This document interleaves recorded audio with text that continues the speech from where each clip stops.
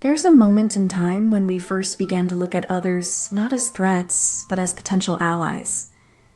It's in the quiet, unspoken recognition of shared struggle that cooperation took root. Deep in the African savanna, long before language, our ancestors faced a choice: fight or find. The first steps toward unity were not in words, but in the slow, deliberate act of working together. When we speak of cooperation, we're not just talking about humans. We're looking at the ancient, unspoken language of shared survival. It's in the way a chimp shares food, the way a baboon watches the back of the group, the way a mother gazes at her infant with a quiet, unwavering gaze. This is the foundation of social bonds, the invisible thread that ties individuals together in the wild. It's not just about kindness. It's about trust, reciprocity, and the fragile balance of mutual benefit in a world full of danger and competition. In the prehistoric world, cooperation was not a choice. It was a necessity. The survival of early hominins depended on shared labor, collective defense, and the pooling of resources, all of which required an extraordinary level of social coordination. These acts of cooperation laid the groundwork for the social structures that would later define human civilization. They were the seeds of language, law, and the intricate systems of mutual aid that continue to shape our world today. To understand the origins of cooperation is to look beyond the present and into the deep roots of our species. It's a journey through time, through primate groups and ancient campsites, to uncover the silent shared histories that bind us together. You might think this is just about ancient apes, but the roots of cooperation shape every human interaction. Understanding these origins helps us see how trust and empathy evolved into the social fabric that binds us all. When we trace the patterns of shared care, we're not just studying the past, we're decoding the mechanisms that sustain communities today. These are the invisible threads that hold our societies together. Cooperation isn't just a trait, it's a survival strategy. By understanding its origins, we gain insight into our own resilience, our capacity for empathy, and the fragile yet powerful nature of human connection. In a world that often prioritizes competition, remembering our cooperative roots is a quiet act of resistance. It reminds us that we are not just individuals, but part of something larger and more enduring. The first glimmers of cooperation emerged in the dense thickets of Africa, where early primates learned to share food and defend territory in small, interdependent groups. This was not instinct, but a fragile, evolving form of social intelligence that would later shape human societies. As hominins began to walk upright, their social lives became more complex. Cooperation was no longer just about survival. It was about building trust, dividing labor, and creating shared meaning through language and ritual. The rise of agriculture marked a turning point, shifting cooperation from small kin groups to larger, more structured societies. Now, cooperation was not just about survival, but about building cities, laws, and the first steps toward a collective future. And so, from the tangled roots of primate society to the great tapestry of human civilizations, cooperation has been the thread that wove our shared past together. It is not just what we did, but what we became. Imagine a group of monkeys, not fighting, but watching each other carefully. They don't always trust, but they know when to help. One monkey falls from a branch. No one jumps in. But after a moment, another climbs down slowly, with a quiet offer of help. This is how it began, not with words, but with looking, waiting, and a little bit of trust. It's the first step toward being together. Cooperation isn't magic. It's learning to see the world through another's eyes, even if you don't know what they're thinking. It's the beginning of something deep, something that made us human. Not just by what we do, but by how we feel about each other. To understand cooperation, we must first establish the conditions that make it possible. It begins with a shared environment, one where survival is uncertain and resources are limited. In this world, the fate of an individual is intertwined with the fate of the group. This is not just a place for survival. It is a stage for social interaction. The primates are not alone. They are part of a community with its own rhythms, hierarchies, and unspoken rules. Their actions are shaped by the presence of others. In this setting, cooperation is not just a choice. It is a necessity. The primate must rely on others for protection, foraging, and even for the care of young. These relationships are built over time, through trust, reciprocity, and the shared experience of struggle. This setup is not just about survival. It is about the formation of social bonds. These bonds are the foundation of cooperation, and they emerge from moments of vulnerability, shared danger, and the unspoken understanding that one's success is linked to the group's. This is how it begins, in the quiet, tense moments of shared existence. The setup is simple, yet profound. It is the first step in a long journey toward cooperation, one that will shape the course of human evolution and the nature of social life itself. The second step in the mechanism of cooperation is the internalization of shared goals. This process begins when individuals recognize that their survival and well-being are not solely personal, but are inextricably linked to the group. This recognition is not immediate. It requires observation, repetition, and an evolving understanding of what it means to act for the collective good. It is a slow, deliberate process that shapes the foundation of cooperative behavior. The mechanism of cooperation is reinforced through mutual reinforcement. When an act of cooperation is met with approval, it becomes a model for future behavior. This reinforcement is both biological and social, shaping the neural pathways that enable empathy and trust. This interplay of observation, repetition, and reinforcement is what builds the scaffolding for complex social structures. It is the quiet, unseen process that allows cooperation to evolve from simple reciprocity into something more profound: shared purpose. The clever twist comes not from the immediate reward, but from the anticipation of it. The mind learns to delay gratification, to weigh the future against the present. And in doing so, it creates a new kind of cooperation, one that transcends the moment. This is the shift from mere reciprocity to a deeper, more abstract form of trust. It's not just about what you give or receive, but about the expectation of future exchange, the silent agreement that one day the roles will be reversed. In this moment, the mind is no longer just reacting to the present. It is planning for the future. It is building trust not through action, but through the promise of action. And in doing so, it lays the groundwork for everything that follows. This is the origin of a mind that can imagine, that can anticipate, that can choose to cooperate not for survival, but for the sake of something greater. Something that may never be seen, but is felt nonetheless. Beneath the surface of our shared behavior lies a network of genetic echoes. Ancient signals pass through time and tissue, whispering of alliances formed in the shadow of evolution. These echoes are not just in behavior, but in the very structure of our DNA, fragments of memory encoded in genes that once shaped the survival of our earliest ancestors. Every act of cooperation is a node in this vast, ancient network, a ripple in the stillness of time, shaping the trajectory of species and societies alike. To understand our origins is to listen to the hum of this hidden science, a resonance that binds us to the past and guides us toward the future. Imagine a troop of chimpanzees, their bodies hunched in the dense forest, eyes fixed on a distant predator. They move in a slow, deliberate rhythm, each individual aware of the others, yet bound by the silent pact of survival. This is not a moment of instinct, but of intention. Each movement is a choice, each glance a silent promise. Cooperation here is not just survival. It is a form of communication, a language older than words. Now, let's shift our gaze.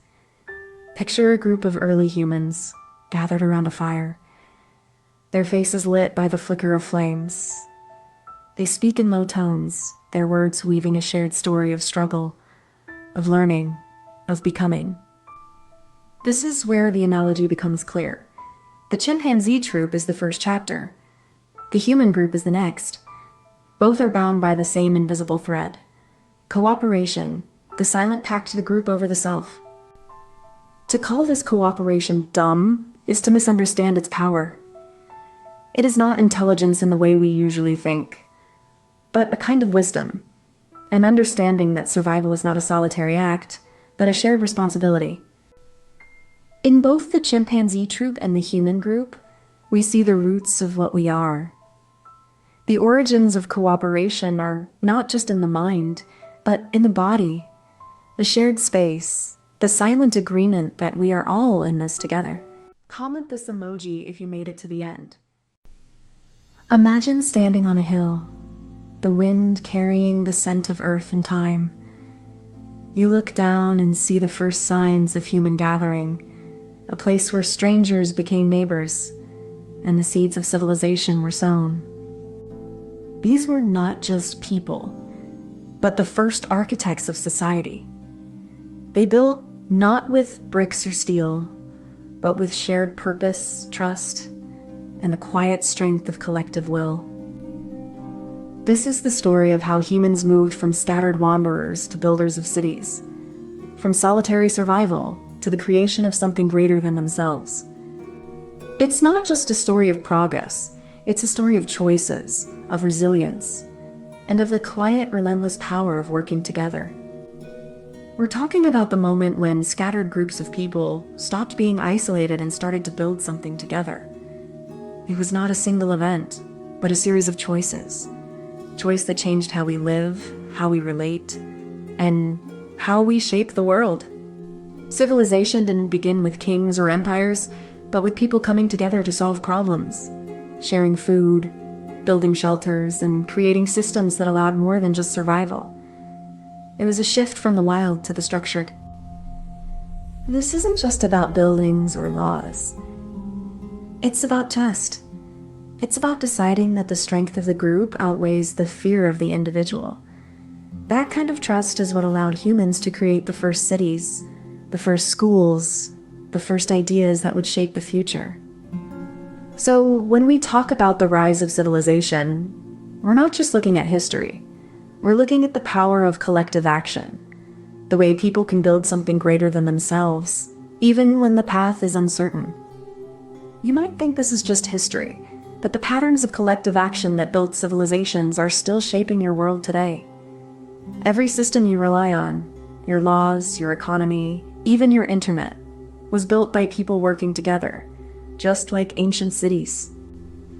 When you vote, when you join a community, when you follow rules, these are all echoes of the same human impulse that created the first cities. You're not just a consumer of history. You're part of a living, breathing process.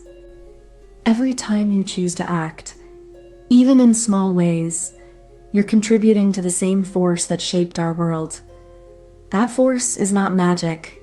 It's the power of many people moving in the same direction. You don't have to be a leader or a builder to matter. What you do, in your own way, adds up. And that's why you should secretly care, because you're already part of it. We begin with the first sparks of human cooperation, in the dense, humid valleys of the Tigris and Euphrates.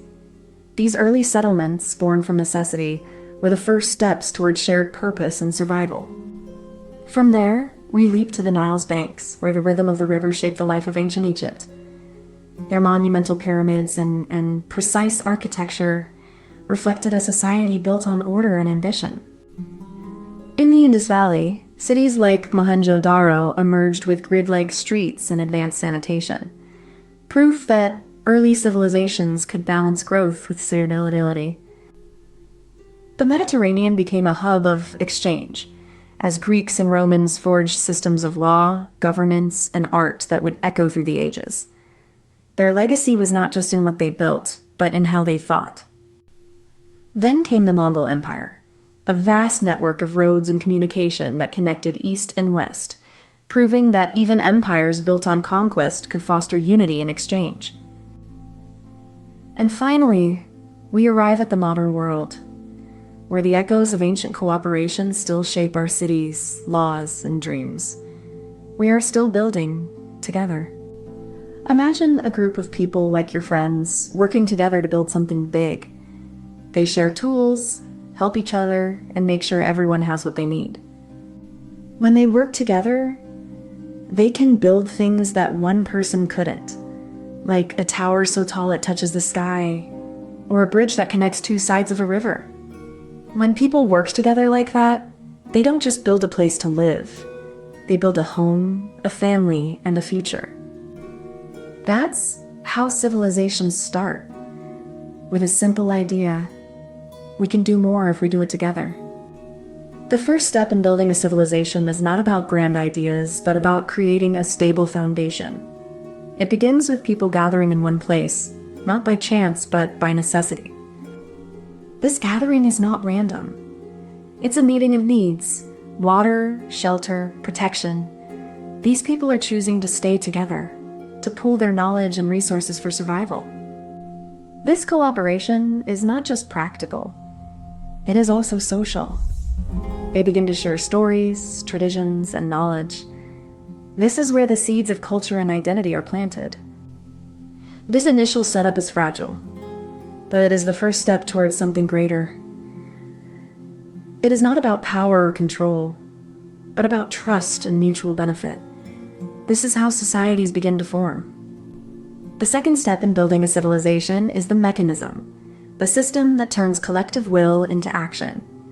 This is where the framework of governments, law, and shared purpose begins to take shape. It starts with a leader, not a god, but a person who has earned the trust of the community. They are not a ruler, but a guide who ensures that the group moves toward a common goal. This leader establishes rules, not as commands, but as agreements, a way to maintain order and ensure that resources are shared fairly among all members of the group. With these rules in place, the group begins to divide labor, assign roles, and create a structure that allows for efficiency and sustainability. The mechanism is not rigid, but flexible enough to evolve with the needs of the people. This is how a civilization grows, not through conquest or force, but through the careful crafting of a system that binds people together in mutual trust and shared responsibility. The clever twist is not in the tools or the labor, but in the idea that no one person holds all the answers. The first civilizations didn't just build pyramids or roads. They built systems that allowed people to specialize, to trade, and to trust each other across distances. This shift from survival to cooperation was not accidental. It was a realization that by pooling knowledge and effort, individuals could achieve more than they ever could alone. This is where the true power of collective action began to take root. It was the first time in human history that people started to think beyond immediate needs. They began to imagine a future that could be shaped by the group, not just the individual. This was the birth of society as we know it. The clever twist was not a tool, not a law, but a mindset. It was the idea that we are stronger together, that we can build something greater than ourselves, and that this shared purpose is what makes civilization possible. This is how it works. Step 3. The clever twist. Not in the labor, not in the tools, but in the vision that allowed people to come together, to trust, to build something lasting, something that would outlive them all. Beneath the grandeur of human civilization lies a quiet, relentless process, the science of collective action, where cooperation and shared purpose give rise to something far greater than any individual. This is not magic, but a biological and social algorithm. Humans by nature are wired to seek connection, to build, to create meaning through shared effort. It's the same force that binds us today, the invisible threads of trust, communication, and responsibility that turn individuals into societies, and societies into civilizations. To understand civilization is to understand the science of how we build together, not just with bricks and mortar, but with ideas, norms, and the very fabric of human connection. Imagine a group of people, each carrying a single brick, walking in a straight line, building a wall together. They don't know the full shape of the structure, only that they are moving forward, one brick at a time. Each person's action is simple, but when combined, they create something greater. It's not about brilliance, but about persistence and trust in the process. We don't build civilizations by planning the whole future, but by showing up day after day, doing what we can, trusting that others will do the same. In this way, the greatest achievements of human society are not made by a few, but by many, each contributing a small, seemingly insignificant part to the whole. So, let's not look for heroes, but for the everyday builders, those who, through their quiet persistence, shape the world we live in. Comment this emoji if you made it to the end. There's a kind of beauty in the way people come together, in the way we rely on each other to survive. But sometimes that same connection is twisted into something darker, something insidious. Cooperation is meant to be a tool for progress, a way to lift one another up. But in the right hands, it can become a weapon, sharp and unrelenting. In the name of harmony, we often lose sight of who is really leading, and who is simply being led. The line between collaboration and coercion is thinner than we think. This isn't just about power. It's about the stories we tell ourselves about why we do what we do, and how those stories can be used to justify the most terrible acts. The dark side of cooperation isn't just a theory. It's written in the history of every great society, in every agreement that was meant to unite, but ended up dividing. When we talk about cooperation, we often think of shared goals, trust, and mutual benefit. But beneath the surface, cooperation can be a mask for something far more insidious. It's the way a leader uses the promise of unity to silence dissent, or how a team is manipulated into working harder than they ever agreed to. In every act of cooperation, there is a choice: to build something genuine or to build something that only serves the powerful. We must ask ourselves, is cooperation really about working together? Or is it about making sure that those in power are never challenged? The dark side of cooperation is not just about betrayal, but about the slow erosion of trust and the quiet acceptance of being used. You might think cooperation is always a good thing, but it's not. Sometimes it's a veil. Behind that veil, people take advantage of you, not out of malice, but out of necessity. You could be working with someone who's using your trust to push you further, to get more from you, to make you complicit in their own gain. When you cooperate, you're not just joining a team. You're becoming part of a system that may not have your best interests at heart. The real danger isn't in being taken advantage of. It's in not realizing that you've been taken advantage of. That silence, that complacency is where the manipulation lives. You should care because cooperation, when twisted, can be the most subtle and insidious form of control. And you already in the system. From the dawn of human society, cooperation was a survival tool. But it was also a weapon. Early tribes used alliances to expand their reach, often at the expense of others. In the name of unity, they laid the foundation for exploitation. The Roman Empire thrived on the cooperation of conquered peoples, yet it used their labor and resources to build an empire that crushed the very communities it claimed to protect. The chains of cooperation were forged in blood. During the Industrial Revolution, factories relied on the cooperation of workers who were often kept in ignorance and subjugation. The promise of progress masked the exploitation of the labor force. In the 20th century, cooperation took on new forms through ideology, propaganda, and state control. People were told they were part of a greater cause, yet their freedom was sacrificed for the sake of collective action.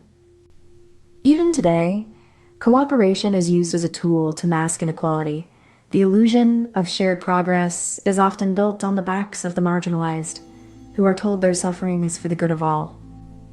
Imagine you're sharing a toy with a friend, but they take it and hide it when you're not looking. You think they're being nice, but really, they're just using you to play by themselves. Sometimes people pretend to be your friend so they can take what they want. They smile and say they care, but their actions tell a different story. Cooperation can be good, but when it's used to take from others, it becomes something else. It's like sharing a candy, but only giving the sweetest one to yourself. The truth is, sometimes people don't want to share. They want to take, and they'll make you think you're helping them so they can use you. That's not being kind. That's being sneaky. You don't have to be used. If someone takes from you, you can say no. But sometimes it's hard to know when they're really helping or just taking. It starts with trust, a foundation built on shared purpose, mutual respect, and the illusion of safety. People come together, believing they are choosing freedom, not chains. The setup is subtle, often disguised as collaboration. It begins with a handshake, a promise, an agreement. Everything feels right, like the world is aligning to make things work. The first step is to make the system feel familiar, even comforting. You're not being asked to do anything extraordinary, just to play by the rules, to cooperate, to believe in the system. They plant the idea of progress, of shared success, of a better future. It's alluring, it's promising, it's easy to fall for. You're not alone in this. You're part of something bigger. The setup is designed to lull you into compliance. It's not about force. It's about making you feel like you're the one in control, that you're making the choice, not being led. Once trust is established, the manipulator begins to shift the terms of the relationship. They introduce subtle pressure, often masked as advice or concern, to steer the other toward compliance. This pressure is not overt. It's woven into everyday interactions. A glance, a pause, a carefully timed remark. Each one nudges the other toward a predetermined outcome. Over time, the victim begins to internalize the manipulator's worldview. They start to question their own judgment, their own instincts, until they no longer trust themselves. The mechanism is not just about control. It's about eroding identity. The manipulator wants not just obedience, but submission, so that the victim no longer sees themselves as an individual. This is the quiet power of cooperation turned against the self. It is not force, but the slow and steady erosion of will, until the victim is no longer free to choose. The clever twist is where the mask slips, where the collaboration becomes a ruse. It's not just about sharing, it's about taking advantage of trust in ways that are hard to detect. It's the moment when the cooperative act becomes a strategic move, when the promise of unity is used to silence dissent and control the direction of the group. This twist is subtle. It's the quiet shift in tone, the barely perceptible change in behavior, the way the group begins to move as one, without question or resistance. It's the moment when cooperation is no longer a choice, but a mechanism, a way to control, to lead, to manipulate, without ever breaking the illusion of unity. And so, the clever twist is not just a trick.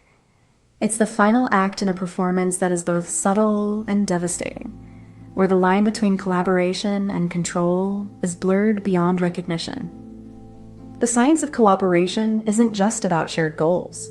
It's built on invisible strings, pulling us toward outcomes that serve the system, not ourselves. Neuroscience shows how trust can be weaponized. Our brains are wired to reward cooperation, even when it's being manipulated. Game theory models show how even in a system of mutual benefit, one player can tip the scales by offering false promises or shifting the rules.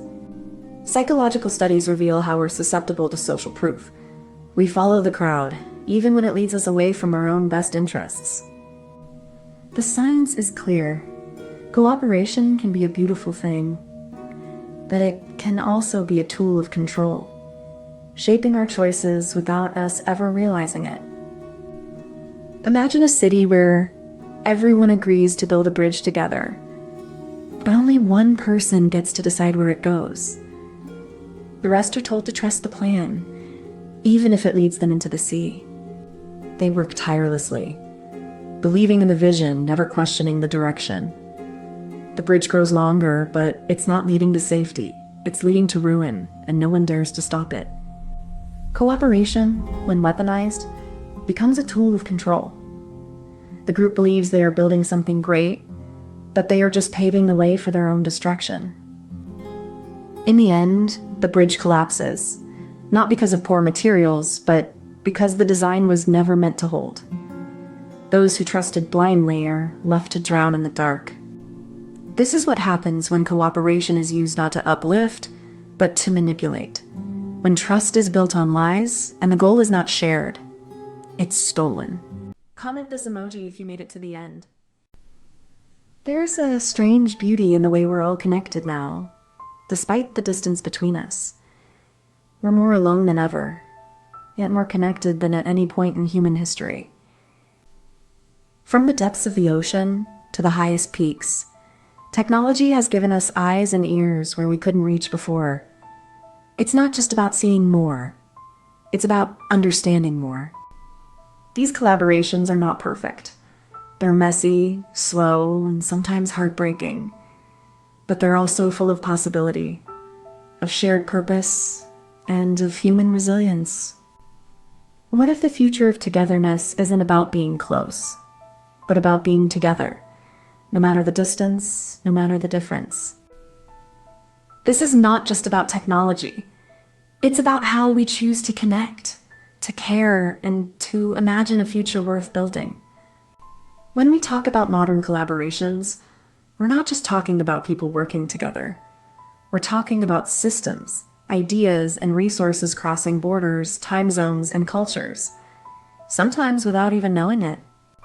It's about how a single idea, once shared, can spark a chain reaction that touches millions. Think of a software update, a scientific paper, or a song that goes viral. It's all part of this invisible but powerful web of connection. Modern collaborations are the answer to some of our biggest challenges: climate change, inequality, and the spread of misinformation. They're not perfect, but they're the best tools we have to build something better together. The future of togetherness isn't just about being connected. It's about being intentional, inclusive, and mindful.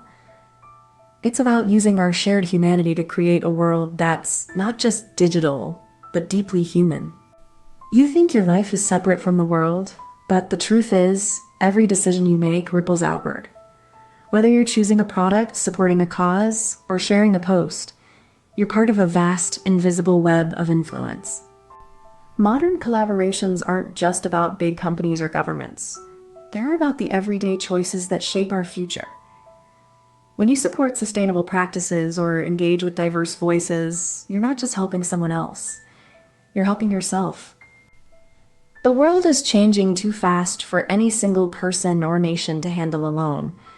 We're all in this together, even if we don't always realize it. The way we work, live, and connect is no longer just personal. It's planetary. This isn't just about solving problems. It's about reimagining what it means to be connected. Togetherness isn't a feeling. It's a choice. And the more of us who choose it, the more real it becomes. You might not be the leader of a movement, but you're part of it. The future isn't built by a few, but by all of us. And that's why you should care. Not just because it's important, but because it's already part of you. In the 1950s, the world stood at a crossroads. The Cold War loomed, but so did the promise of shared progress. Nations began to realize that solving problems like nuclear proliferation required more than competition. It demanded cooperation. The launch of Sputnik in 1957 was a wake-up call. It wasn't just about space. It was about the future of humanity. Suddenly, the world saw that our fates were intertwined, and that collaboration was the only way forward. The 1970s and 1980s were a time of both conflict and connection. The Berlin Wall stood as a symbol of division, but so did the growing networks of scientists, artists, and activists who refused to let the world be split. By the 1990s, the internet was more than a tool. It became a bridge. People could now share ideas, resources, and hope across continents, and the world began to imagine a more connected future. Today, we face challenges that no single nation can solve alone. Climate change, pandemics, and inequality are global crises that demand global solutions. The past shows us that when we come together, we can overcome even the greatest odds. Imagine you're playing with your toys, but instead of just one box of blocks, you have a whole world of blocks from all over the planet. That's what modern collaborations are like. You can ask friends from far away to help you build the tallest tower, or even ask a robot to help you count the blocks. That's how we work together now. When you build something big, like a spaceship or a school, you don't do it alone. You share your ideas, and others add their own. That's how we make things better together. Even when the world feels big and scary, working together helps us find the right blocks to fix the tower. We learn, we help, and we grow. The future isn't just about having more blocks. It's about knowing who to ask, when to build, and how to share. That's how we make the world a better place. The first step is setting the foundation, not just for a project, but for trust. When people from different worlds come together, they bring their own tools, cultures, and expectations. This setup isn't just about technology. It's about creating a space where ideas can flow freely. It requires intention, patience, and a shared vision to move forward. Trust is built in the setup, through small gestures and deliberate communication. It's not just about what you build, but how you build it together. The setup is more than logistics. It's the beginning of a journey where every voice matters and every challenge is an opportunity to grow together. In this setup, the future is not just planned. It's being shaped, moment by moment, by people who believe in the power of togetherness. At the heart of it all is a simple yet powerful mechanism: trust, shared purpose, and the alignment of diverse skills toward a common goal. This collaboration isn't just about exchanging ideas. It's about building something new, something that none of them could have created alone.